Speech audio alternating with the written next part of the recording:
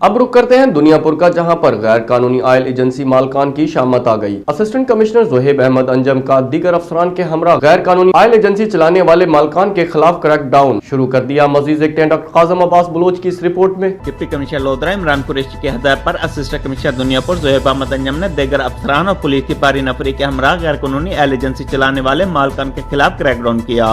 Assistant commissioner Duniyapur Zuhaib Ahmad Anjum ने मुख्तलिफ इलाकों में गैर कानूनी ऑयल एजेंसियों पर छापे मारे। असिस्टेंट कमिश्नर ज़ुहैब अहमद अंजम ने गैर कानूनी ऑयल एजेंसियों के मालकान को गिरफ्तार करके दर्जनों गैर कानूनी ऑयल एजेंसियों को सील कर दिया है और गैर कानूनी ऑयल एजेंसियों के मालकान के खिलाफ मजीद कानूनी कार्रवाई का आगाज कर दिया है। असिस्टेंट कमिश्नर दुनियापुर ज़ुहैब अहमद अंजम का इस मौके पर कहना था कि गैर कानूनी तौर पर चलने वाले पेट्रोल पंप्स और ऑयल एजेंसियों के खिलाफ क्रैकडाउन जारी रहेगा।